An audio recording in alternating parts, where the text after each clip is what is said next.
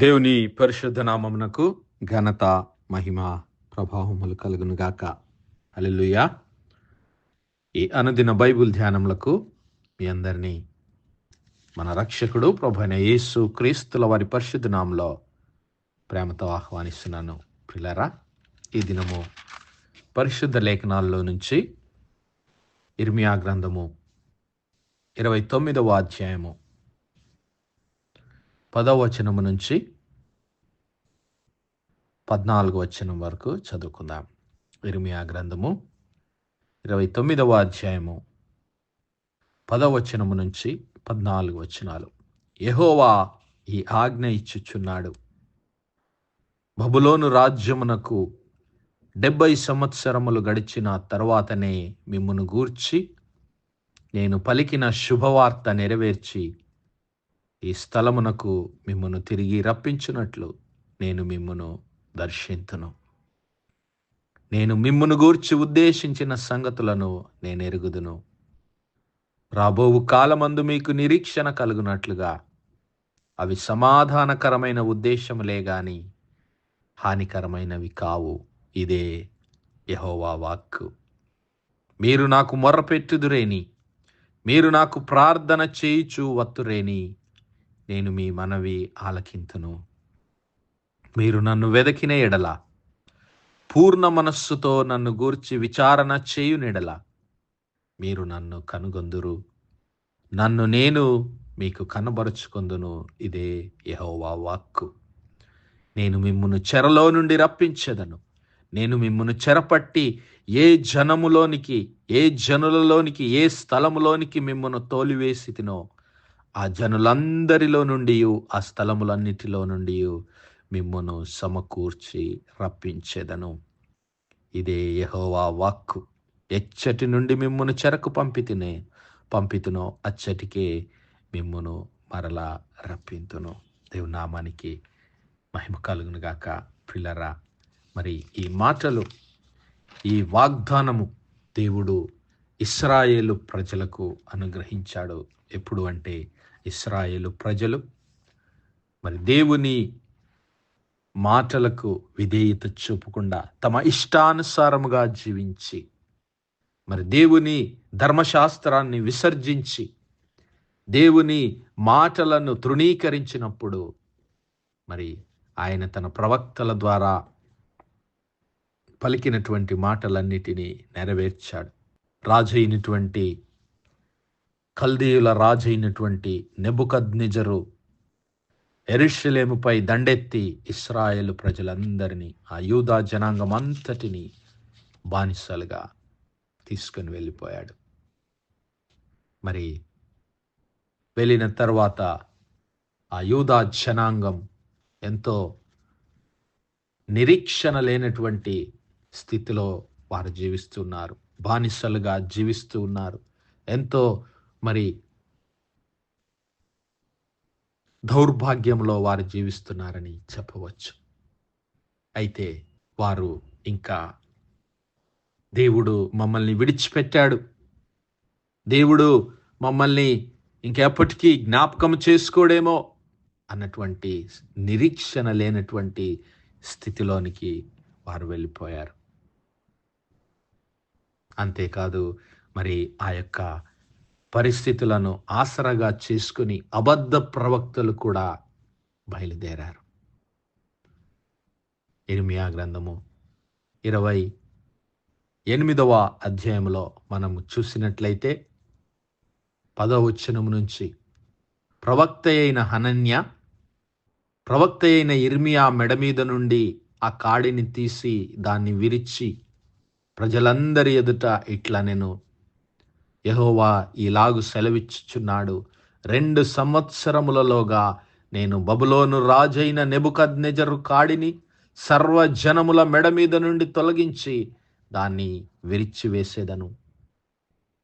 అంతటా ప్రవక్త అయిన ఇర్మియా వెళ్ళిపోయాను. ప్రవక్త అయిన హనన్య, ప్రవక్త అయిన ఇర్మియా మెడ మీద ఉన్న కాడిని విరిచిన తర్వాత యెహోవా వాక్కు ఇర్మియాకు ప్రత్యక్షమై ఇలాగు సెలవిచ్చెను, నీవు పోయి హనన్యాతో ఇట్లనుము, యెహోవా ఇలాగు సెలవిచ్చుచున్నాడు, నీవు కొయ్య కాడిని విరిచితివే, దానికి ప్రతిగా ఇనుప కాడిని చేయించవలెను. ఇశ్రాయేలు దేవుడును సైన్యములకు అధిపతియగు యెహోవా ఇలాగు సెలవిచ్చుచున్నాడు, ఈ జనులందరూ బబులోను రాజైన నెబుకద్నెజరుకు దాసులు కావలెనని వారి మెడ మీద ఇనుప కాడి ఉంచి తిని గనుక వారు అతనికి దాసులగుదురు. భూ జంతువులను కూడా నేను అతనికి అప్పగించి ఉన్నాను. అంతటా ప్రవక్త అయిన ఇర్మియా ప్రవక్త అయిన హనన్యాతో ఇట్లా, నేను హనన్యా వినుము, యెహోవా నిన్ను పంపలేదు, ఈ ప్రజలను అబద్ధమును ఆశ్రయింపజేయుచున్నావు. కాగా యెహోవా ఈ మాట సెలవిచ్చుచున్నాడు, భూమి మీద నుండి నేను నిన్ను కొట్టివేయుచున్నాను. యెహోవా మీద తిరుగుబాటు చేయుటకై నీవు జనులను ప్రేరేపించితివి గనుక ఈ సంవత్సరము నీవు మరణమవుదువు అని చెప్పెను. ఆ సంవత్సరమే 7వ నెలలో ప్రవక్త అయిన హనన్యా మృతి నొందెను. చూసారా ప్రియులారా, ఇశ్రాయేలు ప్రజలను మభ్యపెట్టడానికి, దేవునిపై వారిని ప్రేరేపించడానికి, యెహోవా పైన తిరుగుబాటు చేయడానికి, వారిని ప్రేరేపించడానికి ఇక్కడొక అబద్ధ ప్రవక్త బయలుదేరాడు. ప్రవక్త అయినటువంటి ఇర్మియా ద్వారా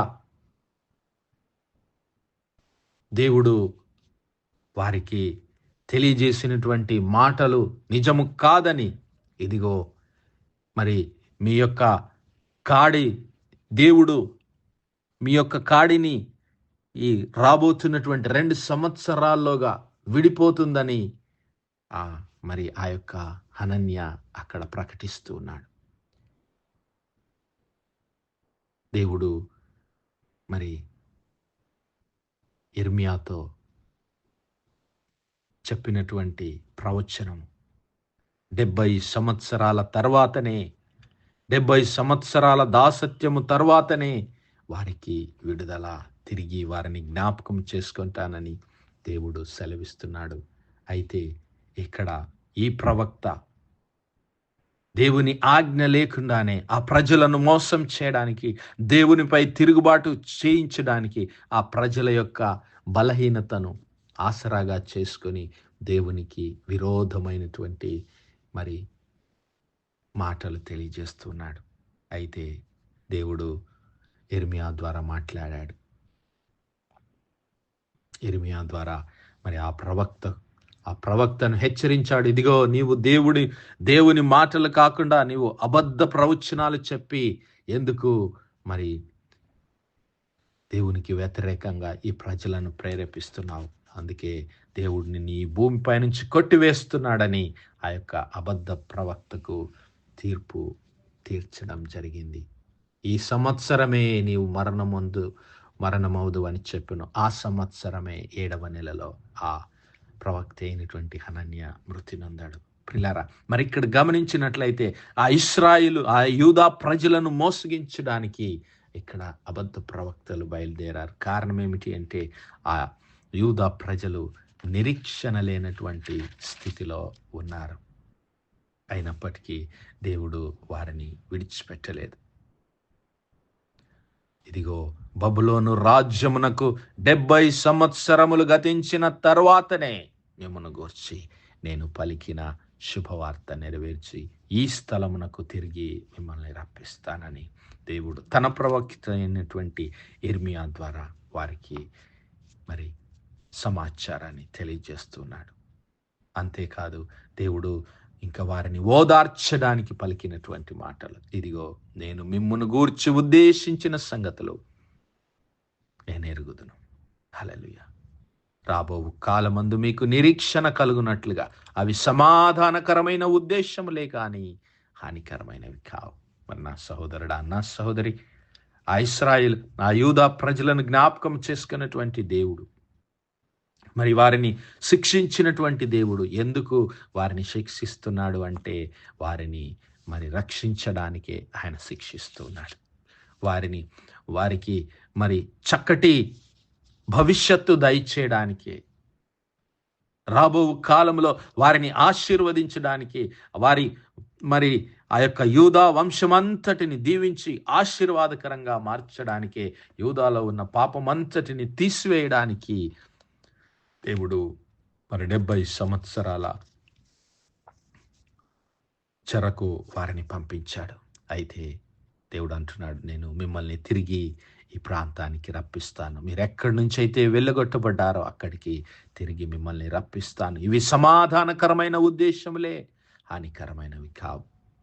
మీరు నాకు మొరపెట్టుదురేని, మీరు నాకు ప్రార్థన చేయుచు వత్తురేని, నేను మీ మనవి ఆలకింతును. హల్లెలూయా.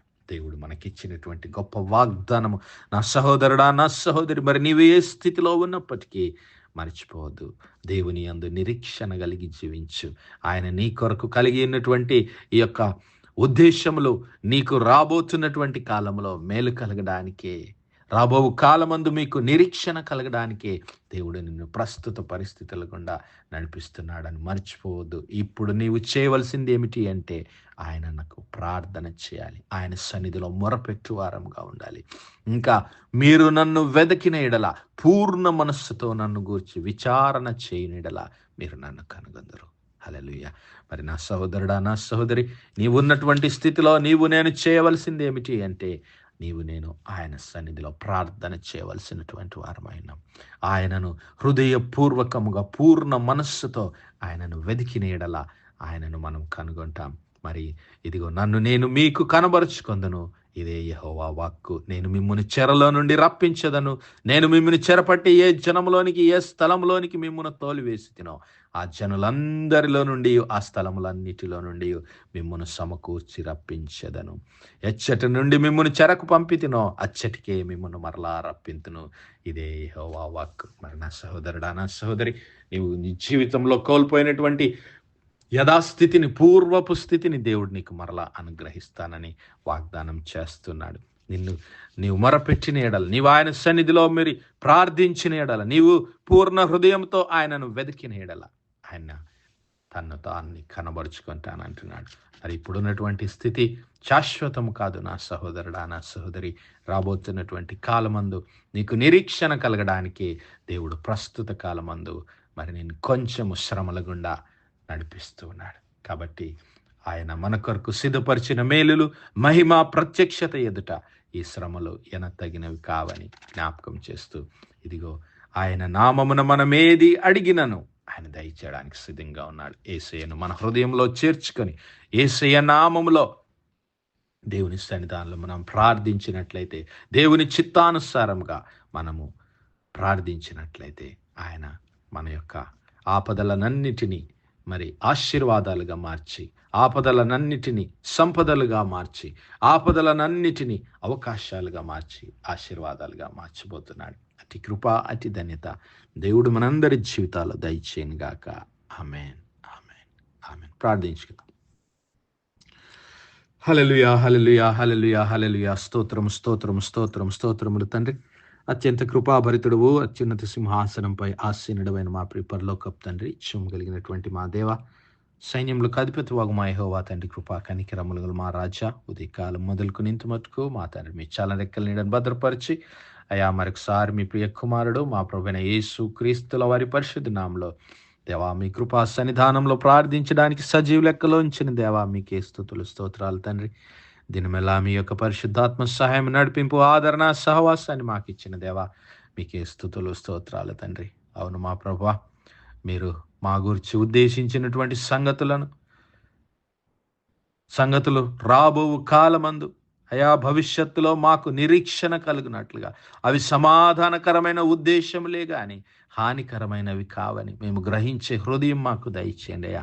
మీ సన్నిధానంలో మేము నిత్యము ప్రార్థన విజ్ఞాపనలు చేస్తూ అయా పూర్ణ మనస్సుతో మిమ్మల్ని వెదికే హృదయము, విచారణ చేసే మనస్సు మాకు దయచేసి అయా మీ సన్నిధిని, మీ ప్రత్యక్షతను, మీ మహిమను పొందుకునే కృప మాలో ప్రతి ఒక్కరికి దయచేయమని వేడుకుంటున్నాం. కనికరం గల మా తండ్రి, ఈ రాత్రికాల సమయమందు ప్రత్యేకంగా ప్రభా అనారోగ్యంగా ఉన్నటువంటి బిడ్డలను దర్శించండి ప్రభా. దుఃఖంలో ఉన్నటువంటి బిడ్డలకు ఓదార్పు, ఆదరణ దయచేయండి అయ్యా. మరి బలహీనులుగా ఉన్నటువంటి బిడ్డలను బలపరచండి యేసయ్యా. మరి మీ గాయపడిన హస్తం చేత బిడ్డలను ముట్టి సంపూర్ణ స్వస్థత, విడుదల, ఆరోగ్యం, బలమును దయచేయమని వేడుకుంటున్నాం. సమస్త మహిమ, ఘనత, ప్రభావాలు మీ నామానికే చెల్లిస్తూ మా ప్రభును, మీ ప్రియకుమారుడు, మా రక్షకుడైన యేసు క్రీస్తుల వారి పరిశుద్ధ నామమున ఈ మనవులను మీకు సమర్పిస్తున్నాము తండ్రి. Amen, amen, amen. God bless you all. Praise the Lord. Shalom.